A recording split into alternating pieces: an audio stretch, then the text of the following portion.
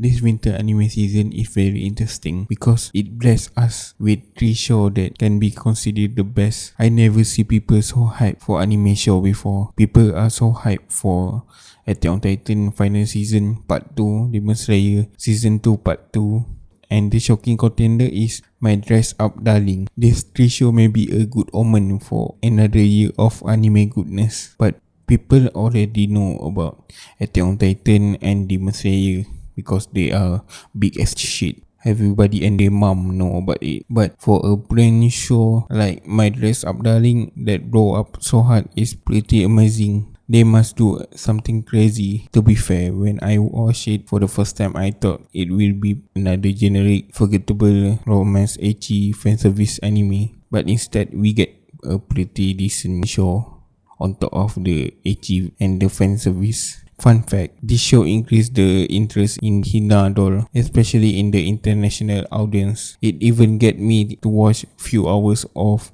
about this doll on YouTube. In the past, the only thing I know about Hina doll is they look so fucking creepy. Just look at that thing.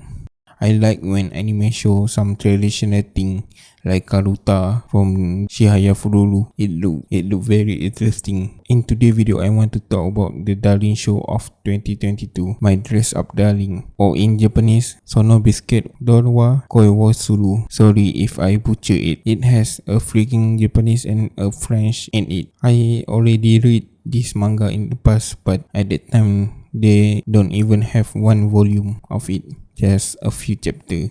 I will be honest why I searched for this manga in the first place. I think I searched for this kind of manga because I read some doujin that has Galio character. I found few that I found interesting. For example, Yancha Gal no Anjo-san, Citrus, Gal Gohan, Hajimete Gal, and Higashiro. But Higashiro is special because that show plot is basically a freaking hentai in the making. The story is about these two individuals making cosplay. I think that's all the main gist of the story, making cosplay. That is the main focus of the story. I have nothing more to say about the show. It's pretty good and have a good amount of romance. To be honest, when I read the manga, I thought it pretty generic romance manga that borderline hentai, but after a few chapters it get interesting. Another note, thank God this show pacing is decent.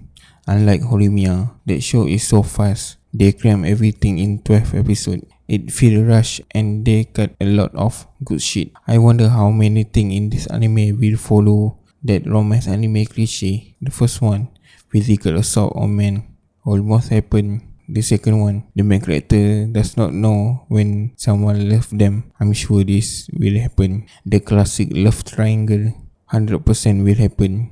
Childhood friend rejection, 99%. I'm sure that it will happen because childhood friend always lose. Next one, the beach episode, 100%. It will happen. It's a school romance anime. The last one is kiss interruption.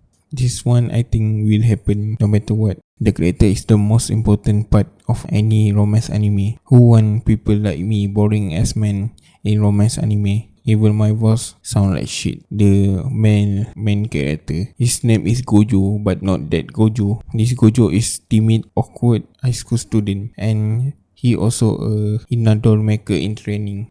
But to be fair, I bet he can beat that Gojo if he want to protect his Hinadol. This dude can move at speed of light to catch that Hinadol. This dude is too pure to handle the female main character.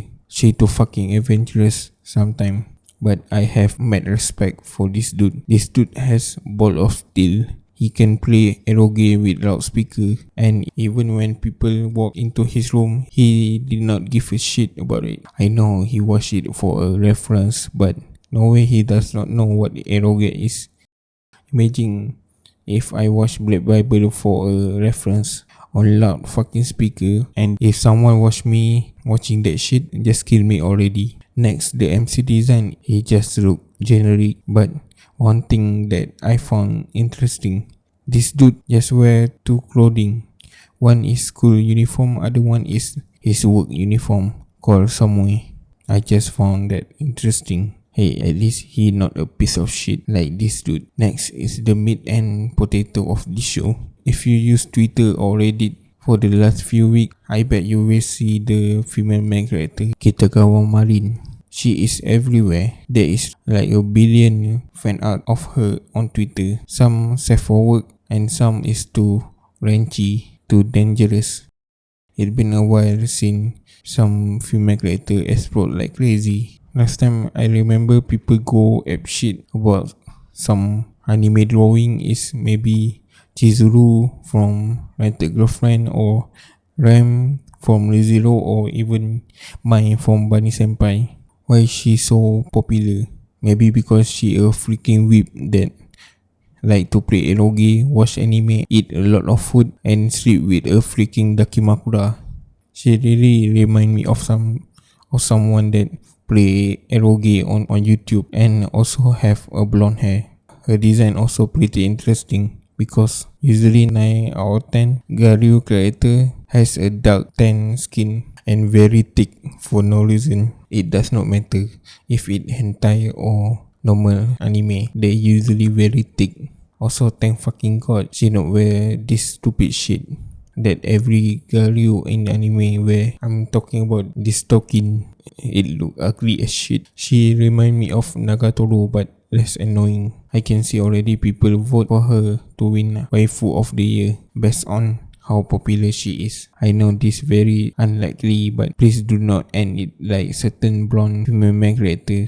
Please God no. The animation. Cloverworks Studio do a great job with the art style and animation. They really bring the character alive because in the manga it look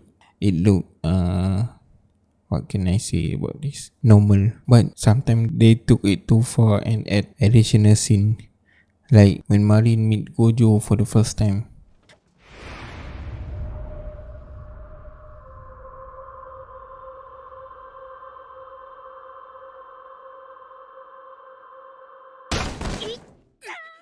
The explanation is her friend pushed her. Who the fuck is her friend? The hug? Sometimes the long shot look interesting. Just look at this. I know long shot usually less detailed, but this look funny, especially the eye. They look dope. They also put the effort into in the right place. Just look at this boob shot. The physics is fucking incredible, and it's go on so fucking long for some reason. I watched this episode in the living room. Everyone can see that fucking scene. It becomes awkward. Can someone explain logistic of this stupid angle? It even flipped 90 degrees angle for no reason. Conclusion. This show is like breath of fresh air from epicness of Attack on Titan and Demon Slayer. Sometimes I need to chill out a little bit with some romance shit, or if I desperate enough I will watch Isekai.